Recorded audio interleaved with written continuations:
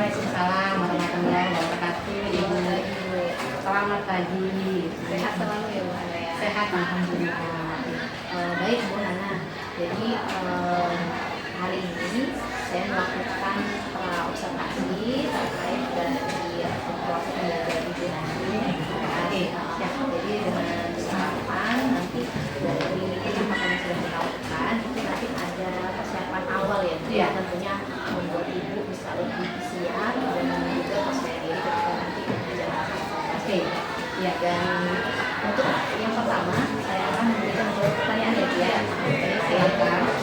Ini yang pertama, apa tujuan pembelajaran yang hendak Ibu capai? baik. Terima kasih Ibu Esawati. Jadi materi nanti kita dibahas itu karena saya belajar informatika, ya. Jadi materinya nanti adalah berpikir komputasional, gitu ya. Nah, ada pun tujuan pembelajaran yang nanti akan dilakukan, gitu ya, tentang bagaimana peserta didik nanti bisa memahami, gitu ya, konsep dasar dari berpikir komputasional yang nanti terbagi menjadi 4 elemen, ya, yaitu dekomposisi, pola, abstraksi, dan algoritmanya. Nanti setelah itu bagaimana nanti siswa itu juga memahami, gitu ya. Siap. Beri salam.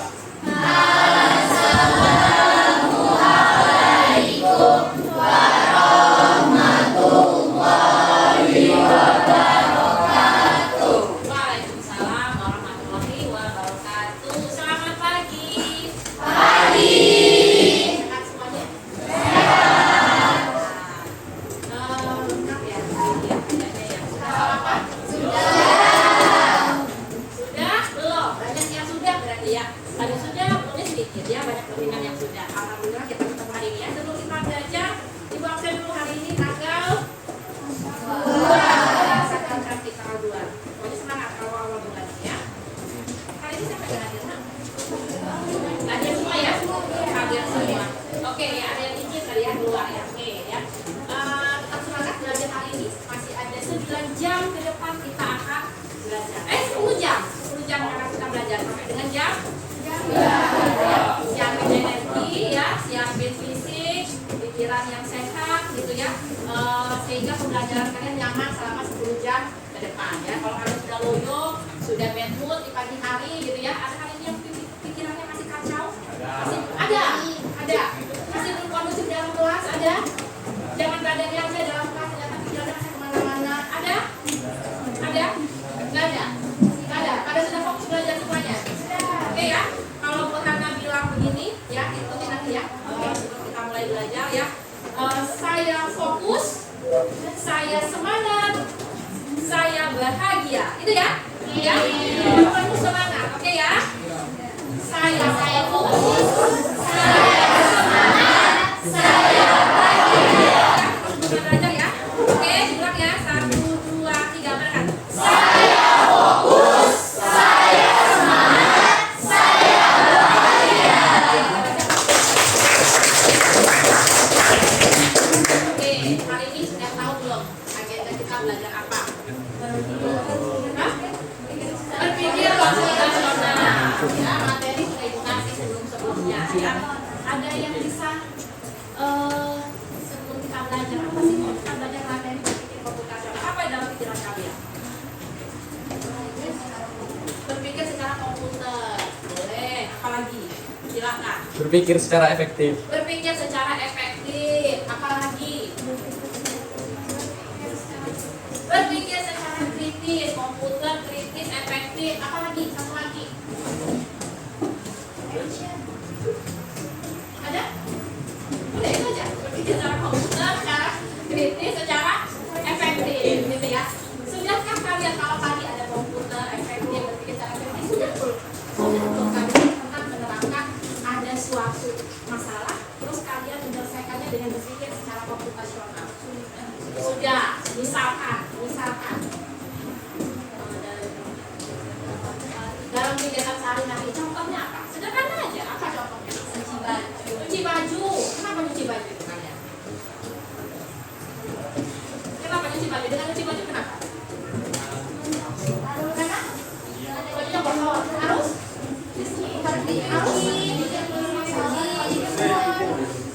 Karena masalah itu ya, cuci baju kotor itu masalah yang harus diselesaikan. Apa tadi nak? Oh, karena harus ada urutan dalam mencuci baju gitu ya. Oke, ada lagi? Ya, apa? Harus berurutan cara mencuci bajunya. Oke, ya. Ini lagi tadi pilih baju-bajunya. Oke, jadi secara komputasional gitu ya, selain tadi efektif tadi ya, terus berpikir secara komputer, terus tadi apa tadi kritis gitu ya, artinya ada langkah-langkah yang harus kalian selesaikan untuk menyelesaikan sesuatu gitu ya, secara konsep dasar. Nah sekarang kita akan belajar bagaimana sebenarnya penerapan berpikir komputasional itu dalam konseptualnya sehari-hari gitu ya. Yang tadi mungkin tadi dibicarakan, cara cuci baju dulu gitu ya. Nah seperti biasa silakan dibuka materi yang pernah ibu bagikan, materi ibu bagikan gitu ya. Kalian seperti yang kalian lihat di depan, ibu udah siapin materi yang kalian kemarin sudah ibu bagikan. Oke, nah sekarang kita lihat di sini materi berpikir komputasional ya. Nah tadi yang kalian bilang apa sih materi berpikir komputasional itu tadi ya? Bagaimana membangun keterampilan pemecahan masalah yang efektif tadi? Tadi kalian sudah bisa berpikirnya kritis tadi ya. Lalu tadi apa? Berpikir secara komputer efektif gitu ya. Nah dalam kehidupan sehari-hari kan kalian tadi pernah menyelesaikan satu masalah ya. Misalnya nyuci baju. Selain itu apa coba? Masak nasi goreng. Masak ya habis cuci terus masak gitu ya. Banyak berikutnya di dapur ya. Di dapur aja gitu ya. Oke, nah sekarang kita akan lihat bagaimana sih sebenarnya ya keterampilan berpikir secara komputasional ya. Nah kalau mungkin ini tidak terlihat jelas, kalian bisa lihat nanti ya di materi yang sudah dibagikan ya. Kalau di sini misalnya tidak jelas. Nah dalam berpikir komputasional itu gitu ya, bisa kalian lihat di sini ya, bahwa dalam proses berpikir yang kita lakukan itu kita akan menyusun langkah-langkah penyelesaian suatu masalah yang nanti langkah-langkah penyelesaian masalah itu harus tadi ya efektif, kritis gitu ya, dan langkah-langkahnya secara sistematis ya, dan hasilnya pastinya benar. Kalaupun langkah-langkahnya sudah secara sistematis itu hasilnya nggak benar ya nggak jadi juga dong gitu ya. Sudah ngikutin gini nih misalkan ya, pernah nggak misalkan kalian nyoba resep makanan, resep kue ya, misalkan resep kue atau resep makanan sudah diikuti langkah-langkahnya benar gitu ya 1 sampai 10, hasilnya ternyata nggak benar, bisa jadi ya? Bisa. Kuenya bantah, kopinya nggak sesuai ya dengan ekspektasi sesuai dengan yang resep, gitu ya. Padahal dalam langkah-langkahnya nggak benar, makanya tadi bilang selain berpikir kritis, efektif, sistematis, juga hasilnya harus benar. Kenapa? Pada saat kita menyelesaikan satu masalah, ternyata bisa jadi nih hasilnya itu nggak benar. Udah langkahnya benar dan bilang kuenya bantah ya. Nah, begitu pun dalam berpikir komputasional. Sehingga untuk memudahkan kita dalam mengelola berpikir komputasional ada berapa elemen? 4. Apa saja? Dekomposisi, abstraksi, pengenalan pola, algoritma desain. Algoritma desain. Oke. Dekomposisi tadi ya, kita mulai dari dekomposisi. Apa itu dekomposisi?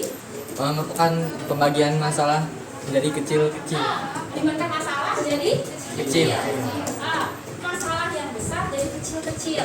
Sehingga kita fokusnya nggak ke masalah yang besar, tapi masalahnya lebih kecil-kecil sehingga pengaturan atau penyelesaiannya itu nanti lebih sederhana. Oke, itu dekomposisi ya. Nanti kita rampung dulu, habis itu nanti kita baru ke kasusnya. Berikutnya apa? Pengenalan pola. Apa itu pengenalan pola? Melihat kesamaan dan perbedaan di antara pemecahan masalah tadi yang sudah dibagi kecil-kecil, ya kan? Masalah besar nih, dibuat ini kecil-kecil. Nah, dari kecil-kecil masalah itu kan dilihat nih nanti. Oh, ini yang sama, ini yang beda. Mengelompokkan sehingga nanti kita mudah mengelolanya, gitu ya. Sama kayak Bu Hana waktu itu pertama kali masuk, Bu Hana mengelompokkan kalian, meminta kalian mengisi assessment non-kognitif, ya kan? Melihat bagaimana kalian mengisi di Canva itu ya. Oh, ini sukanya ini sukanya itu. Ini gaya belajarnya ini, sukanya nggak sukanya itu, nggak sukanya ini. Itu dikelompokin tuh. Oh, ternyata sebagian besarnya siswa ini sukanya apa, yang sebagian kecil sukanya apa. Itu ketahuan nih pengenalan pola untuk apa? Untuk pembelajaran ke depannya, gitu ya. Sehingga ibu bisa membuat materinya lebih ya. Berikutnya ada abstraksi. Apa itu abstraksi? Inti dari suatu masalah. Fokus pada masalah yang penting saja. Tadi banyak masalah, iya kan? Nggak mungkin kan semuanya langsung nih sekaligus. Oh, kita kerjain, ini nanti dulu dan seterusnya. Iya kan? Ya.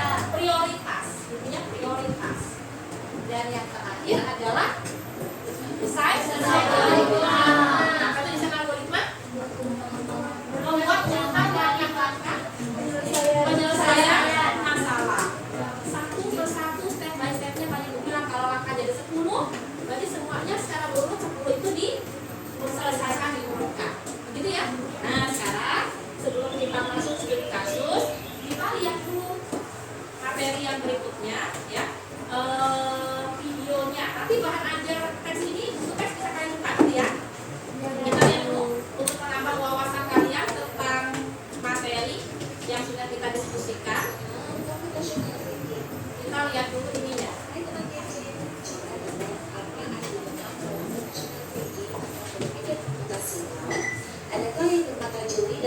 Kita dengarkan dulu materinya ya. Iya, betul sekali. Cuma buat kamu yang sudah benar adalah proses berpikir untuk menyelesaikan masalah dengan efektif dan efisien. Dalam ilmu komputer, proses berpikir ini menulis kode atau pemrograman. Jika sudah direncanakan dengan baik, maka kode yang ditulis akan sesuai dengan kehendak dan dengan cepat pula. Lalu yang efisien. Yang kedua, mengenal pola. Samaan dan pola di antara bagian-bagian masalah kompleks yang sudah dibicarakan. Misalnya, kamu tidak berjumpa dari 5 judul. Kamu mengalami banyak hal yang pada Tuhan. Yang terakhir, Saatnya jam ketiga dimulai. It's time to begin the third lesson. Oke, sampai video ini silakan kalian kita review dulu sebentar ya. Berarti ada berapa? LP tadi? Empat. Apa tadi contoh dekomposisi tadi? Contoh dekomposisi tadi apa? Membagi hal besar jadi kecil-kecil tadi. Contohnya apa?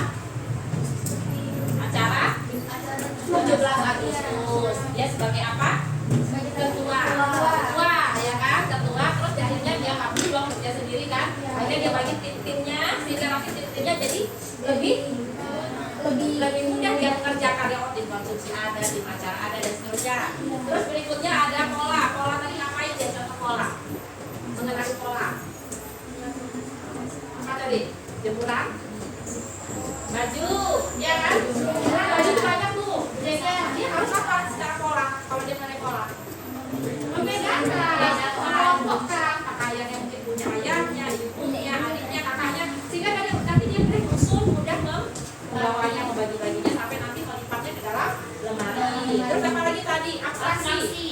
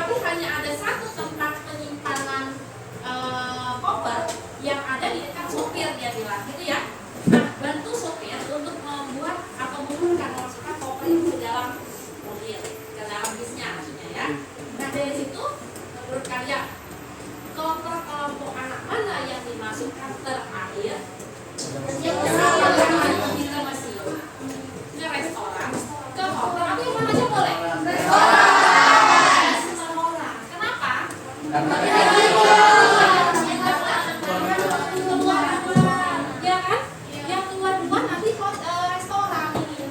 Maka koper yang terakhir dimasukkan ya di sini, sehingga nanti dia bisa melaju yang berikutnya. Dalam konsep nanti kalian setelah mempelajari ini yang disebut dengan LIFO ya.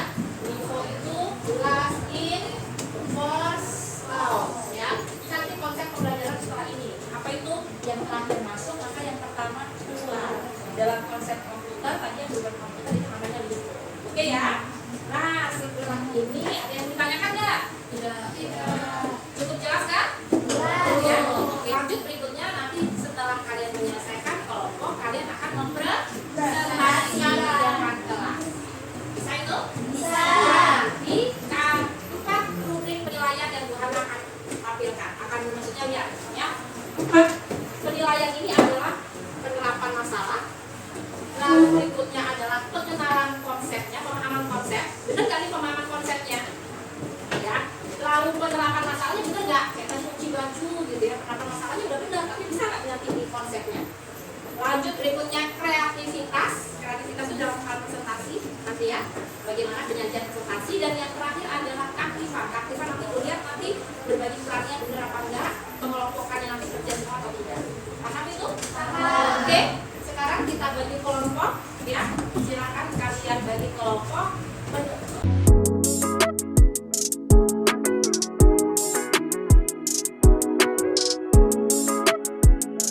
Silakan kelompok. Sekarang kelompok sesuai dengan kelompoknya. Habis itu nanti saling berdiskusi dan terakhir nanti kita presentasi. Ya, kelompok dulu. Silakan masuk ke kelompok. Oke, cukup ya presentasi kita. Jadi dari sini apa kesimpulannya? Bahwa dari materi yang kalian paparkan dalam bentuk studi kasus ini kalian bisa memahami apa? Dari kelompok 1 sampai kelompok 5 apa yang kalian pahami? Cara berpikir komputasional untuk menyelesaikan suatu masalah dalam kehidupan sehari-hari. Ya. Bisakah itu sudah sampai dengan terakhir ini presentasi sudah bisa memilah-milah? Bisa ya. Nanti dalam studi kasus yang lain kalian harusnya tetap untuk nanti alurnya ya, bagaimana menemukan dekomposisi, pola, abstraksi dan algoritmanya. Oke ya? Ada pertanyaan sampai terakhir ini? Cukup? Cukup? Oke. Kalau cukup gitu ya, kita ketemu lagi minggu depan, dibaca-baca lagi materinya untuk minggu depan, kita akan minggu depan masih soft ya pengurusan. Oke, terima kasih hari ini kalian hebat, kalian luar biasa ya, sampai ketemu minggu depan. Terima kasih, assalamualaikum warahmatullahi wabarakatuh. Waalaikumsalam warahmatullahi wabarakatuh. Assalamualaikum warahmatullahi wabarakatuh. Perkenalkan, saya Esawati Kartika Dewi, guru SMA Negeri 2 Kota Bumi, calon guru penggerak angkatan 10 Lampung Utara. Nah, di sini saya bersama dengan Ibu Hana Ariesna selaku guru yang sudah diobservasi. Lalu di sini pula ada pengajar praktik saya, Ibu Nova Asiskasari. Dan di sini saya akan melakukan kegiatan pasca observasi, di mana saya akan memberikan pertanyaan-pertanyaan kepada Ibu Hana terkait dengan apa yang sudah Ibu Hana lakukan selama proses observasi di kelas dan juga bagaimana evaluasi yang sudah dilakukan. Ya, baik Ibu Hana, assalamualaikum warahmatullahi wabarakatuh. Waalaikumsalam warahmatullahi wabarakatuh. Bagaimana Bu Hana?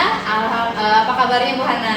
Alhamdulillah baik. Gimana Hana Dewi kabarnya? Alhamdulillah baik juga Ibu. Baik, di sini saya akan mengajukan beberapa pertanyaan ya Ibu Hana.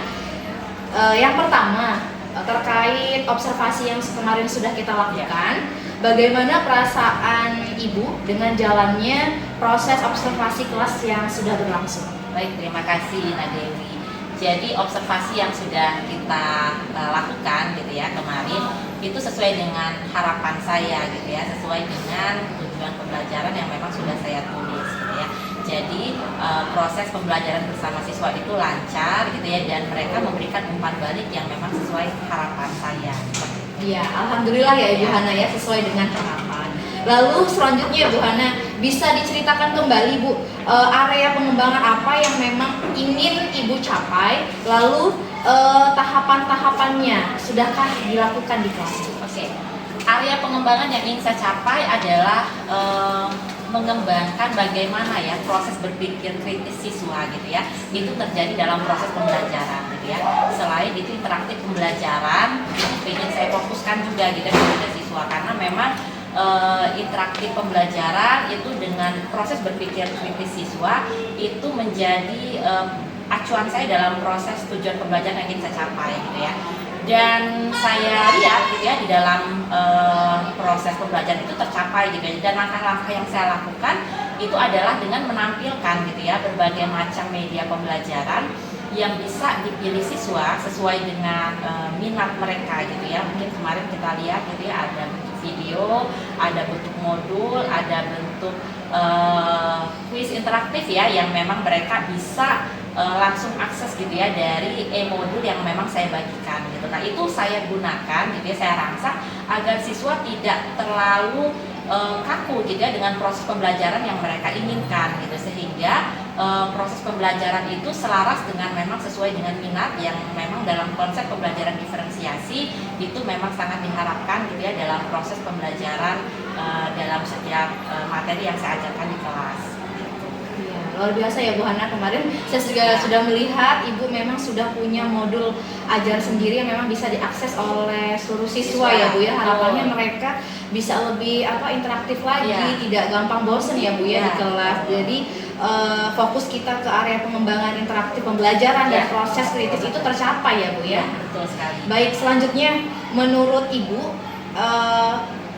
tadi berarti area pengembangannya berhasil ya Bu ya. Lalu selanjutnya menurut Ibu apakah kekurangan atau bahkan kendala-kendala Ibu dalam menerapkan proses pembelajaran yang sudah Ibu rancang? Baik. Ya, tentu saja dalam setiap proses pembelajaran gitu ya, saya tidak 100% gitu ya dikatakan berhasil. Ada kendala-kendala yang saya hadapi gitu ya, mungkin itu bisa dianggap sebagai kekurangan gitu ya. Yang pertama adalah karena media pembelajaran yang saya gunakan itu memang berbasis HP ya, Android, dan itu memang menggunakan jaringan internet gitu ya. Nah sehingga proses penggunaannya dalam proses pembelajaran itu ada hambatan seperti mungkin sinyal gitu ya. Kalau untuk siswa sendiri itu untuk perangkat HP itu mereka saya katakan 100% itu punya ya, mereka sudah punya HP sendiri, tidak ada siswa yang tidak punya perangkat HP. Nah cuma kendala sinyal, dan ada sih beberapa siswa tapi nggak banyak, mungkin sekitar 2 atau bahkan 3 orang maksimal gitu ya di kelas yang memang tidak ada kuota gitu ya. Tapi kendala itu kita bisa atasi dengan pembelajaran kolaborasi ya, dengan kolaboratif siswa di kelas gitu ya, dengan pengelompokan gitu ya, karena memang kan di awal sudah dilakukan assessment gitu ya untuk nanti sesuai dengan bakat minatnya, sehingga nanti ada kendala-kendala seperti ada beberapa cuma sedikit tadi siswa yang tidak punya kuota atau sinyal mereka yang terkendala, itu bisa teratasi dengan teman sekelompoknya seperti itu sih. Nah cuma mungkin ada juga yang kedua kendala saya gitu ya, karena keheterogenan siswa gitu ya di kelas itu memang tidak 100% yang bisa diangkat interaktivitasnya gitu ya di dalam kelas. Nah, sehingga saya harapkan memang ada nanti pembelajaran atau tutor teman sebaya gitu ya yang memang aktif di kelas, sehingga nanti bisa juga mengintervensi teman-teman yang mungkin masih kurang aktif gitu ya dalam mungkin diskusi, dalam mungkin melakukan proses pembelajaran di kelas yang seperti yang saya harapkan sebagaimana di tujuan pembelajaran, sehingga nanti benar-benar tujuan pembelajaran saya itu 100% bisa memang sesuai dengan harapan. Berarti kendalanya tadi ada sinyal ya Bu ya, kalau HP mayoritas siswa apalagi SMA ya Bu ya pasti mereka membawa gitu, bawa ke sekolah. Lalu yang kedua tadi ada heterogen siswa, tapi di sini nanti ditutupi dengan proses kolaboratif ya, ya prosesnya baik kelompok. Lalu rencana Ibu ke depannya bagaimana? Ya rencana kedepannya memang saya harus antisipasi ya hal-hal seperti ini. Jadi pada saat memang itu yang memang mungkin harus saya persiapkan gitu. Jadi selain memang persiapan belajar dengan sistem yang memang harus online gitu ya, memang saya harus siapkan juga media yang memang sifatnya offline gitu ya, mungkin tercetak gitu ya, yang memang untuk antisipasi di mana ada beberapa siswa yang memang benar-benar terkendala gitu ya dengan jaringan, sehingga mereka tetap terfasilitasi. Jadi memang harus ada modul yang sifatnya atau mungkin perangkat yang tercetak yang saya siapkan seperti itu. Terus yang kedua gitu ya, tadi yang saya katakan mungkin untuk pembelajaran tentang tutor ya, tentang sebaya gitu ya, itu juga mungkin lebih disosialisasikan kepada siswa sehingga nanti walaupun kelompok gitu ya, kolaborasinya itu benar-benar terlihat di mana siswa yang memang aktif itu bisa nanti mendampingi teman-teman yang memang kurang aktif gitu ya, sehingga nanti pembelajarannya tidak murni selalu dari guru gitu ya, tapi dari teman-teman itu bisa saling bekerja sama juga untuk saling memfasilitasi proses pembelajaran yang terjadi. Luar biasa ya Bu, rencana Ibu sudah sangat jauh gitu, bukan hanya berpikir untuk siswa tapi bagaimana untuk kolaborasi dengan guru-guru yang lain juga. Oke, baik. Mudah-mudahan rencana Ibu itu dapat terrealisasi dengan baik ya Bu ya. Kemudian intinya bisa lebih baik prosesnya nanti dari proses observasi kita kemarin gitu. Lalu yang terakhir Bu, dari proses rencana ke depan Ibu tadi, lalu rencana yang Ibu ingin lakukan untuk melakukan perubahan ke depannya itu terkait apa yang sudah direncanakan bagaimana?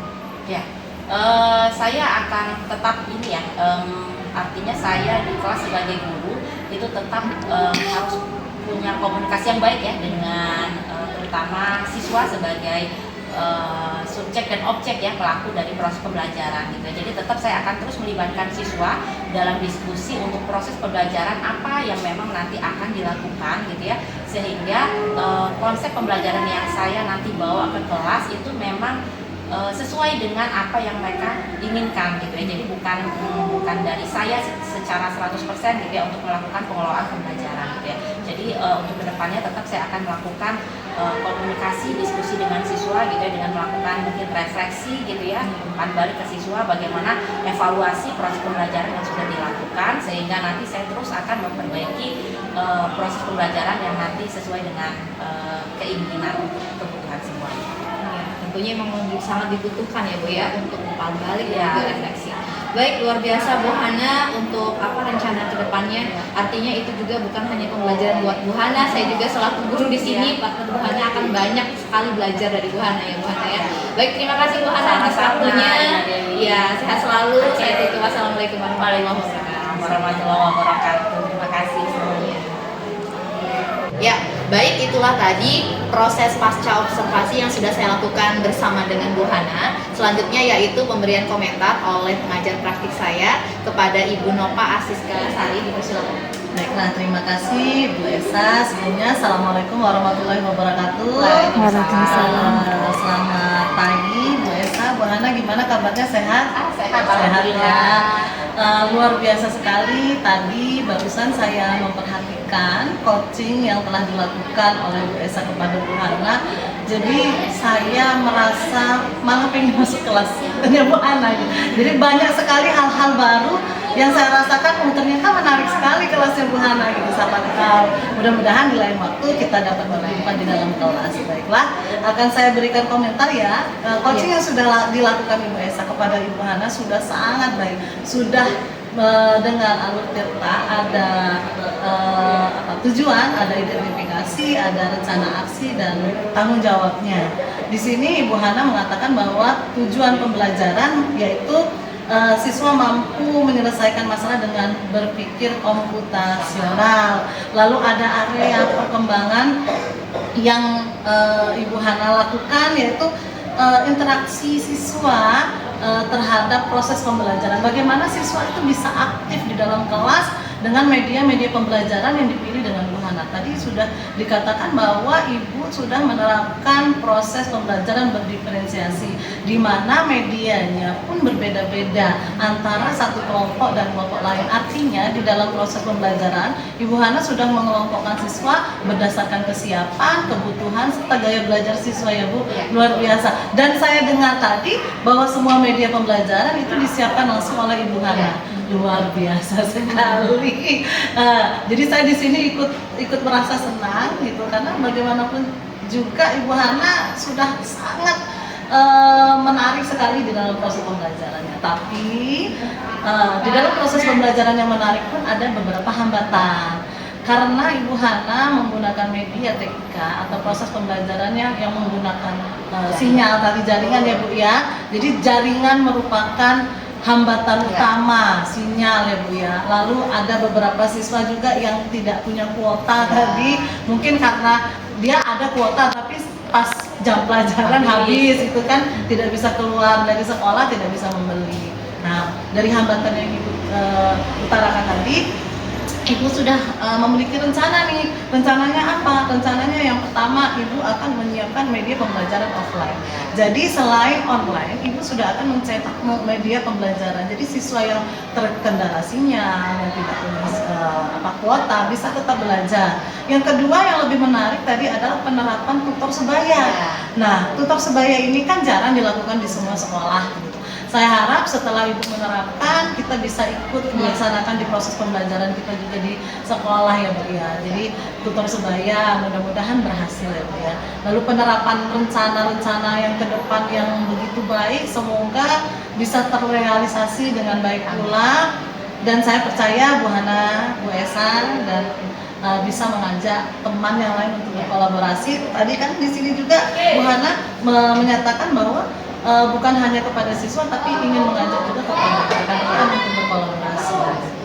Ya, itu saja coaching yang luar biasa hari ini, pembelajaran yang sudah sangat baik. Terima kasih Bu Esa, Bu Hana, dan semoga kita bisa dapat menjadi guru yang lebih baik.